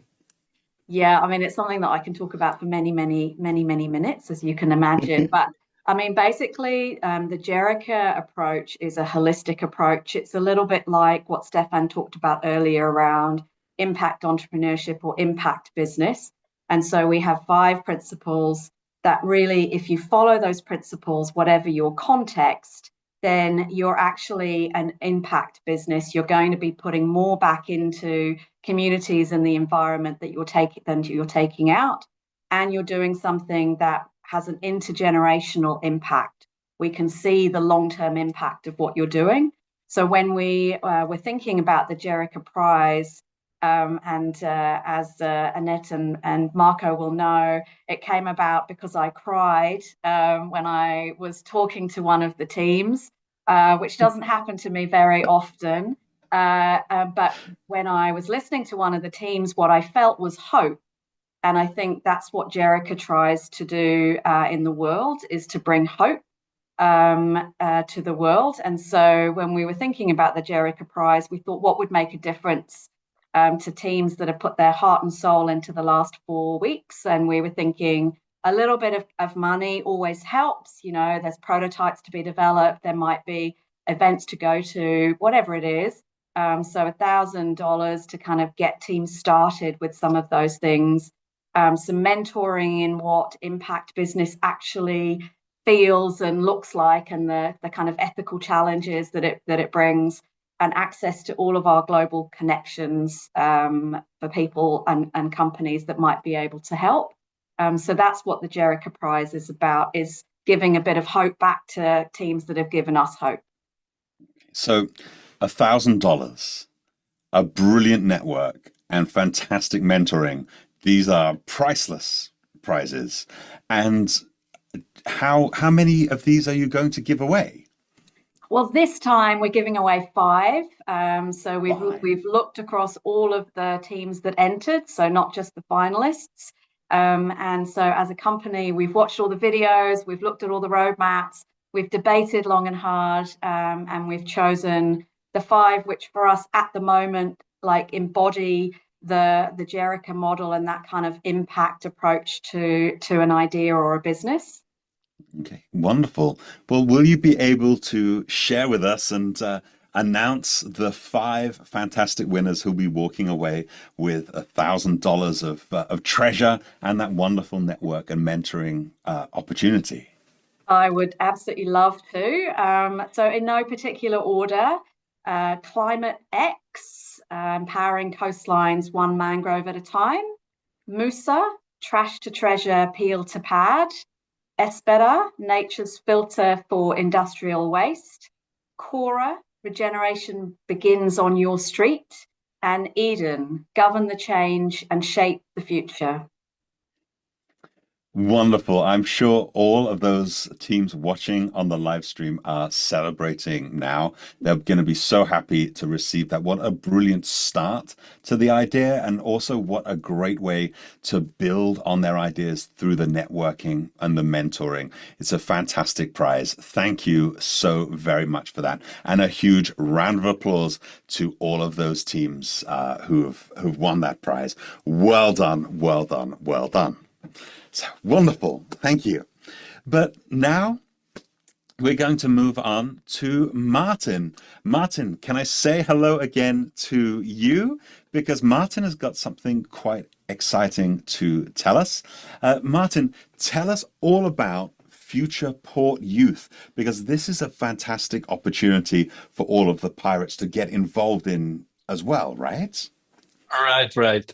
Exactly, Adam. Thank you. So Futureport Youth is an annual global tech conference, we say, for Gen Zs. And by that, we mean young people all around the world. And as a part of this conference, which is held in Prague and online throughout the world, in schools, actually, directly, usually classes watching together or participating together, there is awards which we paired with this event, and these so-called Futureport Youth Awards this year became a partner of these challenges, or of the challenge of Moonshot Pirates. And that's because there's a huge overlap in what we are doing, what we are trying to do. We are trying to spotlight amazing people like all of you here who come with ideas into the world and who don't fear to show them to the others, who don't put them just in their drawers.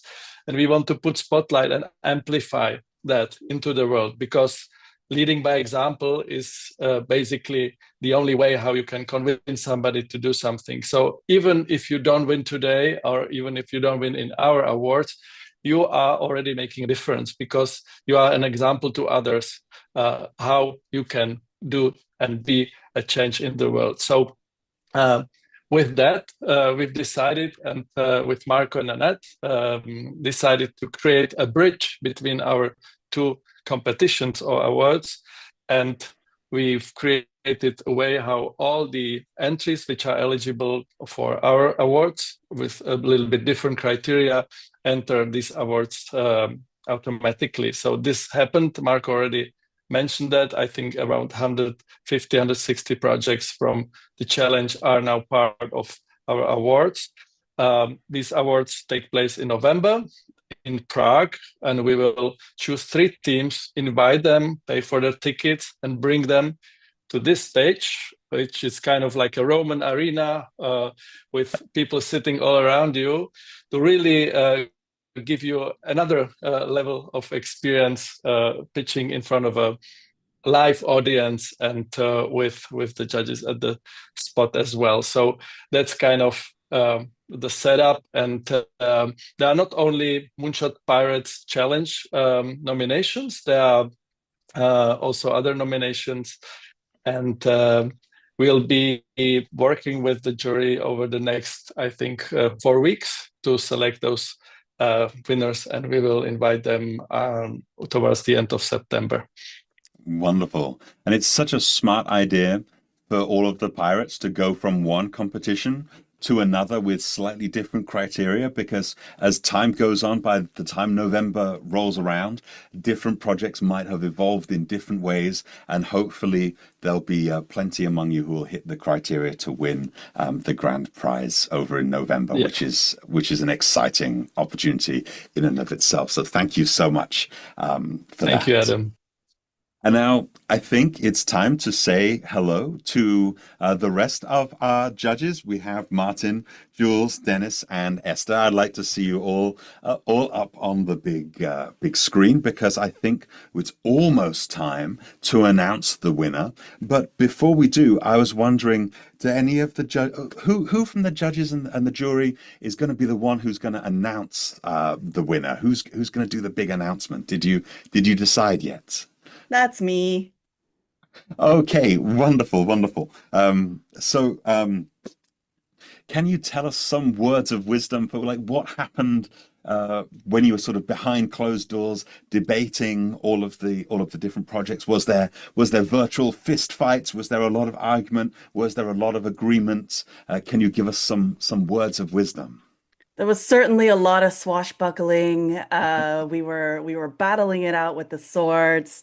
But I must say, this crowd is incredibly impressive. So give yourself a round of applause, because this is some of the most high quality pitches I've seen in my day. And you have to understand, I used to be a climate tech investor, so I see hundreds and thousands of pitches from adults that don't have this caliber. So I just want to say, like, wow, Moonshot Pirates, you all really, really crushed it. And I want to also give a word of encouragement for young people, right? The reason why we have programs like Moonshot, as well as many, many other programs, including TKS, is we want to encourage young students to actually build impact for the world. Because, hey, look, like us old people, we're not doing it. You know, we've had decades of experience. We're at the top of our companies, and you know, we're dealing out all of this capital to many people, but why haven't we solved climate change? That's the biggest issue. So the reason why a lot of us adults are here supporting you is that you are the next generation to create impact, to create change. And you can do that today, as you demonstrated in this Moonshot sprint. So I also want to do a quick little drum roll before we announce the winner. Okay, so everybody literally do a drum roll. Yes, let's get it going. Drum roll, please. Okay, so this team, thank you so much, Adam. Great effects too. So this team, it was a very close one. Every team did exceptionally well, but this team had a little bit more nuance than the rest, and the way we kind of feasibility and also the wow factor. So maybe I'll announce the person or announce the team, and the team that won is Espérer. Have a good congratulations. Well done. Well done. Yeah, throw up some confetti emojis. Drop it in the chat. Congratulations to this team. And so I will walk you through very quickly through the criteria of why this team was so excellent in our eyes. So number one, impact. The storytelling was chef's kiss. You gave a really good picture of all the different areas that have still standing water that are affected with a lot of pollution. So the storytelling was great. The radicality of using a bio-based system like oyster mushrooms is a very great solution. As I kind of did my research very quickly, thank you, ChatGPT, it really breaks down hydrocarbons, oil spills, industrial chemicals, toxins, waste, plastics, heavy materials, and everyday toxins, which is really fantastic because it does capture a very large breadth of toxins and waste as well. So the feasibility of it all is fantastic because it's at low cost. We can scale it very well. You can also eat it, so that's great. I would suggest you visit a water treatment plant so that you understand all the different bio-based filters that they use. And maybe your solution can be one layer of oyster mushroom, one layer of hemp, and then layer it on with different types of mushrooms so that you can filter everything and anything, which would be fantastic. And then the wow factor really is you understood how bio-based filters really affect and also break down using enzymes for different streams of water as well as different types of pollution. So really love bioremediation, also called microremediation, and can be used for different types of water. So I hope you can explore a little bit more about the technical as well as how are you going to scale it and who you're going to partner with as a pilot. So great job, everybody. Great job to all the rest of the teams, and congratulations all. Oh, thank you for that fantastic feedback. For the team, I would like to see Team Espérer just unmute your microphones and come say hi, give a big cheer. I want to give everyone just give a huge cheer again for the winning team. Well done. I'm pressing my confetti button now. Espérer team, how are you feeling about being the winners? How excited are you feeling right now? Oh, yeah. Yes. Let me first strike out the first and most important thing. So, as per, it's not just six of us. It's not just Nahom, Shreya, Tafsir, Yıldız, and whoever else I didn't mention. There were so many people who helped us so much. The 3D model that we printed, it was printed by our friend Pranav from another team. And even though he was from another team, he anyways was willing to help us. And at the moment when we have reached out to everyone and everyone declined our request due to one reason or another, he really helped us. He helped us with images. He did so much for us. So thank you, Pranav, so much for your help. And one another person I would like to shout out is Dr. Sanal, who is a leading researcher in microfiltration. And when we reached out to her, she was so much willing to help. We already took countless hours from her, and she was still willing to help. She always mentions how she will continuously help, how communities are built this way. So thanks to her so much as well. And of course, Jules, she's a mentor of two of our team members, and it was so amazing to see her here among the juries and to see her help our team as well. So thank you so much as well. And I think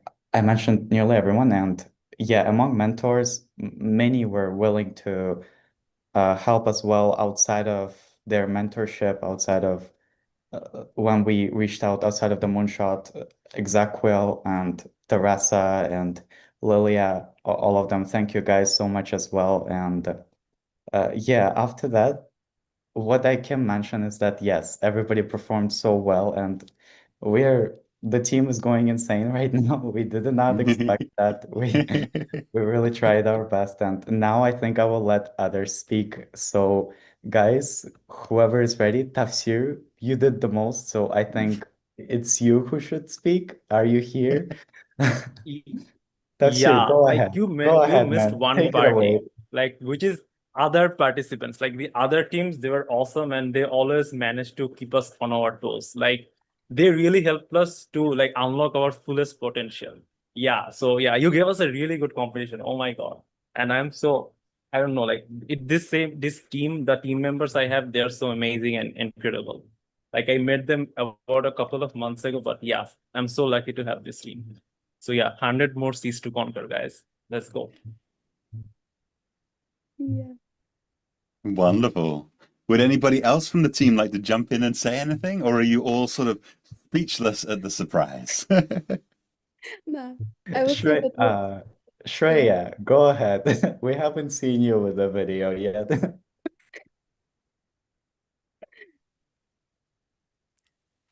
So I think like what I want to say is, sorry.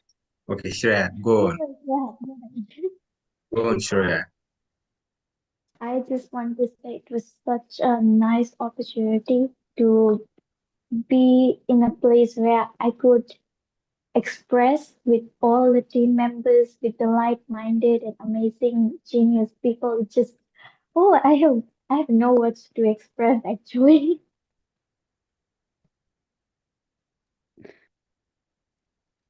Well done to all of you. I think you've done a fantastic job. And wait, is there one more who's been very quiet? Yeah, so like Yeah. what I want to what I want to say is like I need like I'm talking about like this competition was around 1 month, but like we started like working on this thing, especially Lysander and our teams, our captains started working on this team, on this like project 3 months ago. So they started to work on this thing, and they were like working.